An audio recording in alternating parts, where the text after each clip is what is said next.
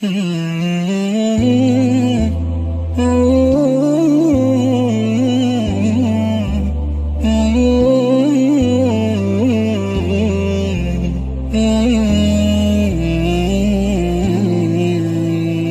فرزند ابی طالب خدا از او راضی باشد میگوید که رسول خدا درود بر او شبی از شبها به خانه ما آمدند و خطاب به من و فاطمه دخترش فرمودند: آیا شما نماز شب میخوانید؟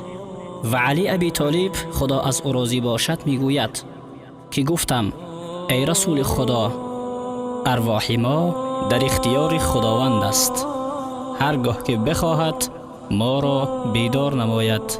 سپس رسول خدا درود بر او پس از شنیدن سخنهای من بدون اینکه کدام پاسخ دهد برگشت و هنگام بازگشت شنیدیم که با تأسف با دست بر آنهای خود میزد و این آیه را تلاوت میکرد: اعوذ بالله من الشیطان الرجیم و کان الانسان اکثر شیء جدلا. سوره کهف آیه 54.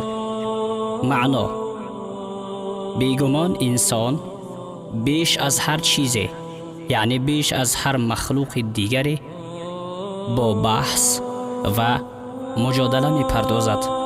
حدیث بخاری کتاب نماز تهجد تشویق رسول خدا درود بر او به نماز شب و نوافل بدون واجب کردن. باب 4.